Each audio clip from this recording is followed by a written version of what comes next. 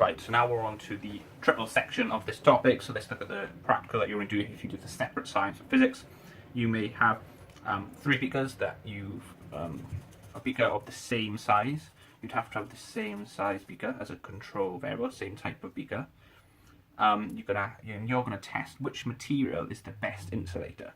So what we're going to do is we're going to fill the beakers with hot water, and you're going to have different types of insulation because you're changing the type of insulation across the beaker. That is your independent variable. Our control variables would be things like keeping the same beaker, trying to keep the same amount of water in each beaker, and timing for the same amount of time. The other thing we would try and keep the same is the thickness of the insulation as well, because if we're testing the type of insulation, not the thickness. You could do this same practical, but use a test in investigating the thickness of insulation, then you'd keep all the types of insulation the same. Our dependent variable is going to be the temperature of the water. So we're going to need a thermometer to measure the temperature change of the water. Let's spell it correctly. Thermometer.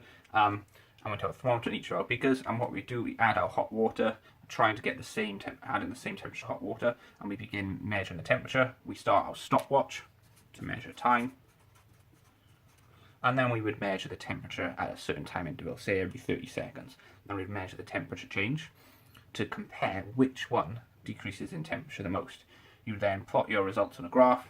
So you may have a graph something like this with time on the x-axis and temperature on the y-axis, and you would plot the different types to compare how they cool to see which one